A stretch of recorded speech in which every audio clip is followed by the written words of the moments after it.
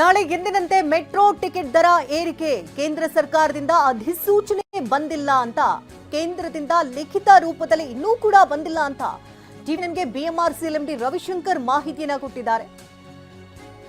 ತುರ್ತಾಗಿ ದರ ನಿಗದಿ ಸ್ಟಾಪ್ ಮಾಡಿ ಅಂತ ಆದೇಶವನ್ನ ಹೊರಡಿಸಲಾಗಿದೆ.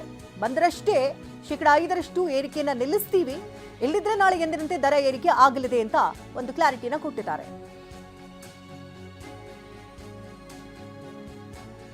ಇವಾಗ ಇನ್ನಷ್ಟು ಡೀಟೇಲ್ಸ್ ಅನ್ನ ಕೊಡ್ತಾರೆ ನೇರ ಸಂಪರ್ಕದಲ್ಲಿ ನಮ್ಮ ಪ್ರತಿನಿಧಿ ಕಿರಣ್ ಸೂರ್ಯ. ಬಿಎಂಆರ್ಸಿಎಲ್ ಎಂಡಿ ಹೇಳ್ತಿದ್ದಾರೆ, ಇನ್ನೂ ಕೂಡ ಕೇಂದ್ರದಿಂದ ಸೂಚನೆ ಬಂದಿಲ್ಲ, ಸೂಚನೆ ಬಂದ್ರಷ್ಟೇ ನೆಕ್ಸ್ಟ್ ನಿರ್ಧಾರವನ್ನ ತೆಗೆದುಕೊಳ್ತೀವಿ, ಇಲ್ಲದ್ರೆ 5% ಹೈಕ್ ಮಾಡೇ ಮಾಡ್ತೀವಿ ಅಂತ. ಏನ್ ಸಿಗ್ತದೆ ಅಪ್ಡೇಟ್? ಅದು ಶಕುತ್ಲಾ, ಈಗಾಗಲೇ ಕೂಡ ಅಧಿಕೃತವಾಗಿ ಬಿಎಂಆರ್ಸಿಎಲ್ ನಾಳೆಯಿಂದ 5% ಟಿಕೆಟ್ ದರವನ್ನು ಏರಿಕೆ ಮಾಡ್ತೀವಿ ಅಂತೇಳಿ ಈಗಾಗಲೇ ಕೂಡ ಪ್ರೆಸ್ ನೋಟನ್ನು ಬಿಡುಗಡೆ ಮಾಡಿರುವಂಥದ್ದು. ಒಂದು ಎರಡನೇದು, ನಿನ್ನೆ ಅಷ್ಟೇ ತೇಜಸ್ವಿ ಸೂರ್ಯ ಅವರು ಕೇಂದ್ರದ ನಗರಾಭಿವೃದ್ಧಿ ಸಚಿವರು ಈಗಾಗಲೇ ಕೂಡ MD ಅವರ ಜೊತೆಯಲ್ಲಿ ಮತ್ತೆ ಅಧಿಕಾರಿಗಳ ಜೊತೆಯಲ್ಲಿ ಮೌಖಿಕವಾಗಿ ಸೂಚನೆಯನ್ನು ಕೊಟ್ಟಿದ್ದಾರೆ. 5%ನಷ್ಟು ಏನಿಗೆ ಏರಿಕೆ ಮಾಡಲಿಕ್ಕೆ ಮುಂದಾಗಿದ್ರೆ ಅದಕ್ಕೆ ತಾತ್ಕಾಲಿಕವಾಗಿ ಬ್ರೇಕ್ ಹಾಕಬೇಕು ಅನ್ನೋಂಥ ಸೂಚನೆ ಕೊಟ್ಟಿದ್ದಾರೆ ಅಂತೇಳಿ ಈಗಾಗಲೇ ತೇಜಸ್ವಿ ಸೂರ್ಯ ಅವರೇ ಖುದ್ದಾಗಿ ತಮ್ಮ ಎಕ್ಸ್ನಲ್ಲಿ ತಮ್ಮ ಹೇಳಿಕೆಯನ್ನು ಬಿಡುಗಡೆ ಮಾಡಿದರು. ಇದು ಒಂದು. ಎರಡನೇದಾಗಿ, ಇವತ್ತು ಬೆಳಗಿನಿಂದಲೇ ಪ್ರಯಾಣಿಕರಲ್ಲಿ ಸಾಕಷ್ಟು ಗೊಂದಲ ಉಂಟಾಗಿರುವಂಥದ್ದು. ನಾಳೆ ಬೆಳಗ್ಗೆಯಿಂದ 5% ಟಿಕೆಟ್ ದರ ಏರಿಕೆ ಆಗುತ್ತೋ ಆಗಲ್ವೋ ಅಂತೇಳಿ ಟಿವಿನೇನು ಕೂಡ ಈ ವಿಚಾರಕ್ಕೆ ಸಂಬಂಧಪಟ್ಟಂತೆ ಈಗಾಗಲೇ ಮೆಟ್ರೋ MD ಅವರ ಜೊತೆಯಲ್ಲಿ ಮಾತಾಡಿರುವಂಥದ್ದು. ಮೆಟ್ರೋ MD ಅವರು ಮಾತಾಡುವಂಥ ಸಂದರ್ಭದಲ್ಲಿ ಕೂಡ ಇನ್ನೂ ಅಧಿಕೃತವಾಗಿ ಕೇಂದ್ರ ಮತ್ತು ರಾಜ್ಯ ಸರ್ಕಾರದಿಂದ ನಾಳಿನ ಅಂದರೆ ಏನು 5%ನಷ್ಟು ಏರಿಕೆ ಮಾಡಬೇಕು ಅಂತ ನಾವು ಮುಂದಾಗಿದ್ವಿ, ಅದನ್ನು ಸ್ಟಾಪ್ ಮಾಡಬೇಕು ಅನ್ನೋಂಥ ಯಾವುದೇ ಸೂಚನೆ ಕೂಡ ಬಂದಿಲ್ಲ. ಬಂದ ನಂತರದಲ್ಲಿ ನಾವು ಅದ್ರ ಬಗೆಗೆ ತೀರ್ಮಾನ ಮಾಡ್ತೀವಿ ಅನ್ನೋಂಥ ಒಂದು ಮಾತುಗಳನ್ನು ಕೂಡ ಹೇಳ್ತಾ ಇರುವಂಥದ್ದು ಒಂದು. ಎರಡನೇದು, ಈಗಾಗಲೇ ಕೂಡ ಸಂಸದ ತೇಜಸ್ವಿ ಸೂರ್ಯ ಅವರು RV ರೋಡ್ ಮೆಟ್ರೋ ಸ್ಟೇಷನ್ಗೆ ಭೇಟಿಯನ್ನು ಕೊಟ್ಟು ಇಲ್ಲಿರುವಂತಹ ಪ್ರಯಾಣಿಕರ ಜೊತೆಯಲ್ಲಿ ಸಂವಾದವನ್ನು ನಡೆಸಿದ್ರು. ಅಂದರೆ ರಾಜ್ಯ ಮತ್ತು ಕೇಂದ್ರ ಸರ್ಕಾರ ಯಾರ ಅಡಿಯಲ್ಲಿ ಬರುತ್ತೆ, ಯಾರು ಈ ದರವನ್ನು ಏರಿಕೆ ಮಾಡಲಿಕ್ಕೆ ಆಗತ್ತೆ ಅನ್ನೋಂಥದ್ದನ್ನು ಕೆಲವೊಂದು ದಾಖಲೆ ಸಮೇತವಾಗಿ ಅವರ ಜೊತೆಯಲ್ಲಿ ಮಾತಾಡಲಿಕ್ಕೆ ಮುಂದಾದರು. ಕೆಲವು ಪ್ರಯಾಣಿಕರು ಕೂಡ ಈ ದರ ಏರಿಕೆಯನ್ನು ವಿರೋಧಿಸಿದ್ರು.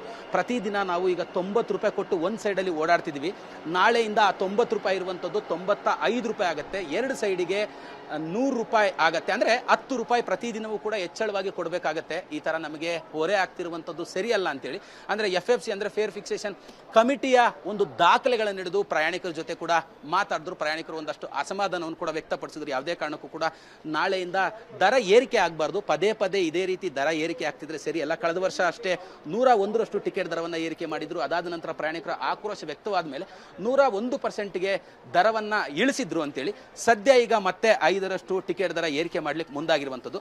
ನನ್ನ ಜೊತೆಯಲ್ಲಿ ಸಾಕಷ್ಟು ಜನ ಪ್ರಯಾಣಿಕರು ಕೂಡ ಇದ್ದಾರೆ, ನಾನು ಅವ್ರನ್ನೇ ಮಾತಾಡ್ತೀನಿ. ಮೇಡಮ್, ಎಕ್ಸ್ಕ್ಯೂಸ್ ಮೀ, ನಾಳೆಯಿಂದ ಟಿಕೆಟ್ ದರ 5% ಏರಿಕೆ ಆಗ್ತಿದೆ, ತಾವು ಏನು ಹೇಳ್ತೀರಾ ಮೇಡಮ್, ಇದು ಎಷ್ಟರ ಮಟ್ಟಿಗೆ ಸರಿ ಅಂತ?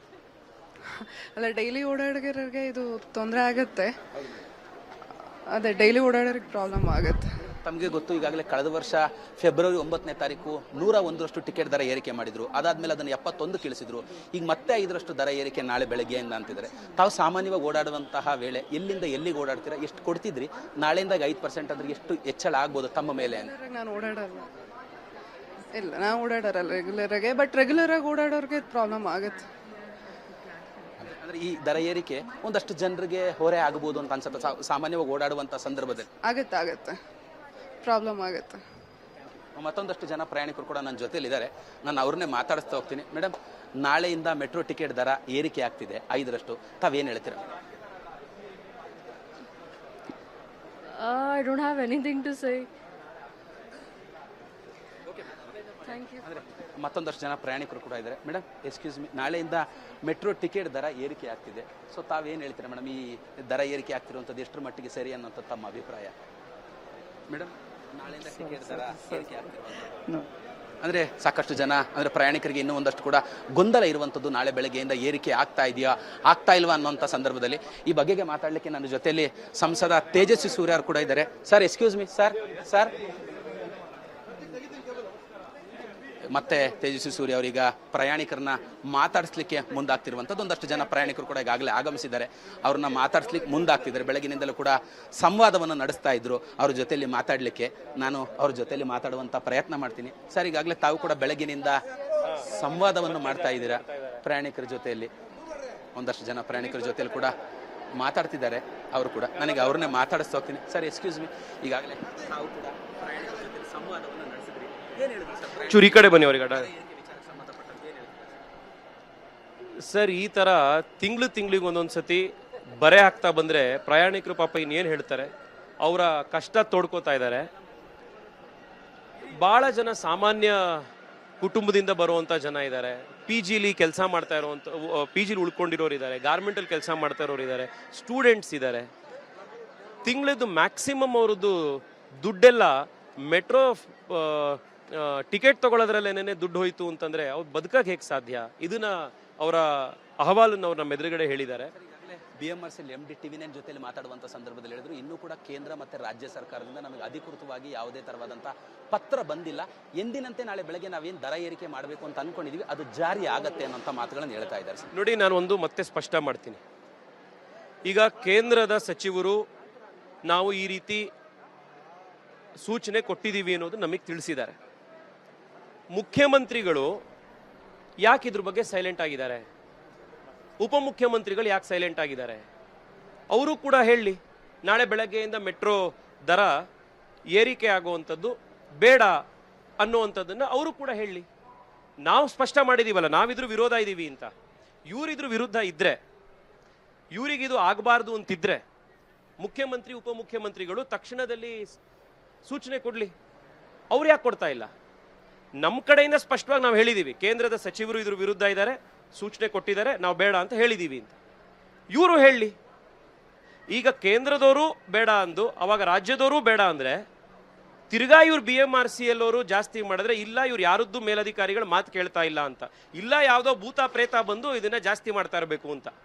ಎರಡರಲ್ಲಿ ಒಂದೇ ತಾನೇ? ನಾಳೆ ಬೆಳಗ್ಗೆಯಿಂದ ಮತ್ತೆ ದರ ಏರಿಕೆ ಮಾಡ್ಲಿಕ್ಕೆ ಮುಂದಾಗ್ತೀವಿ ಅನ್ನೋಂಥ ಮಾತುಗಳನ್ನು ಹೇಳ್ತಿದ್ದಾರೆ.